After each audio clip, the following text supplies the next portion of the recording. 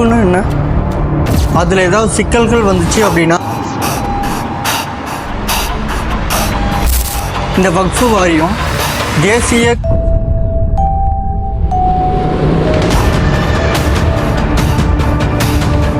சரி அதனால என்ன பிரச்சனை?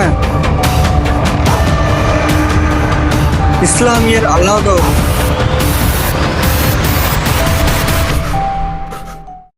வந்தவரையெல்லாம் வாழ வைப்போம், அது எமது இனத்தின் பெருமை. இனியும் சொந்தவரை மட்டுமே ஆள வைப்போம், அது எமது இனத்தின் அடிப்படை அரசியல் உரிமை, ஃபண்டமெண்டல் பொலிட்டிக்கல் ரைட்ஸ்.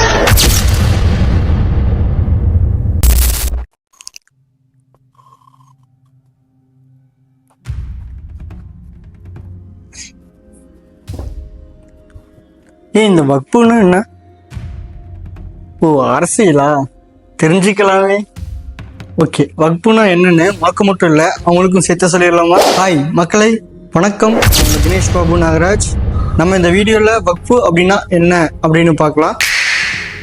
மக்களே, வக்ஃபு அப்படிங்கிறது இஸ்லாமியர்கள் தங்களோட சொத்துக்களை இஸ்லாமிய மக்களின் கல்வி மேம்பாட்டுக்காகவும் அறக்கட்டளைகளுக்காகவும் பள்ளிவாசல் போன்ற வழிபாட்டு தலங்கள் கட்டுவதற்காகவும் தானமாக வழங்கின நிலங்களை தான் சொத்துக்களை தான் வக்ஃபு அப்படின்னு சொல்கிறோம்.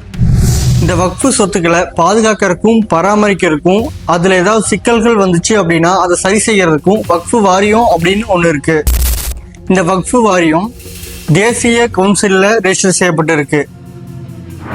இந்த வக்ஃபு வாரியம் 7,86,000 சொத்துக்களை பராமரிச்சுக்கிட்டு இருக்கு. இந்தியா முழுமைக்கும் 30 வக்ஃபு வாரியங்கள் செயல்பட்டு இருக்கு. சரி, இப்போ அதனால என்ன பிரச்சனை? அதாவது 1995 வருஷம் வக்ஃபு வாரிய திருத்த சட்டம்னு ஒன்று கொண்டு வந்தாங்க.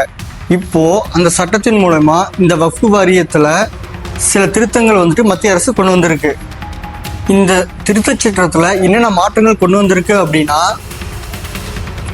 இந்தியா முழுமைக்கும் இருக்கிற வக்ஃபு வாரியங்களை ஒருங்கிணைக்கணும், சென்ட்ரலைஸ் பண்ணணும் அப்படின்னு இந்த சட்டத்தில் இப்போ மத்திய அரசு கொண்டு வந்திருக்கு.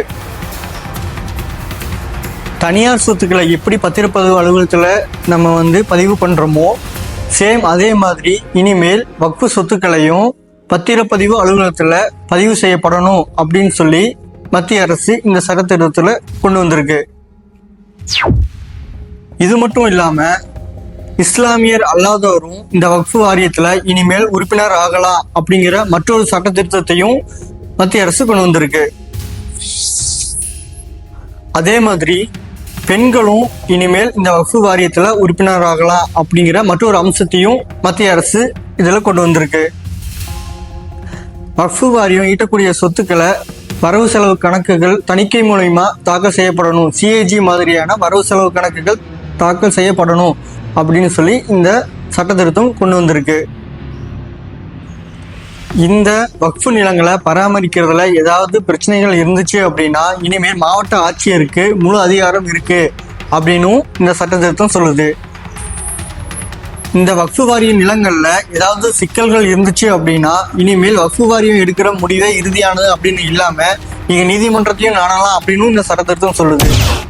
சரி, இப்போ மற்ற கட்சிகள்லாம் இதை பத்தி கருத்து என்ன தெரிவிச்சிருக்காங்க?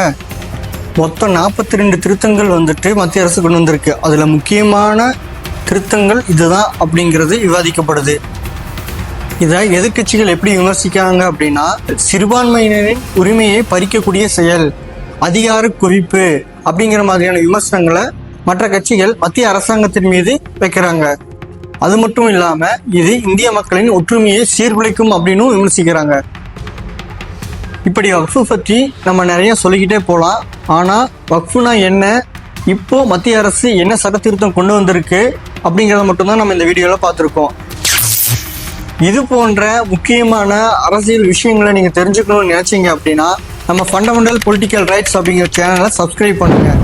அது மட்டும் இல்லை, உங்களோட கருத்துக்களை கமெண்ட்ல தெரிவிங்க. மிக்க நன்றி மக்களே, வணக்கம்.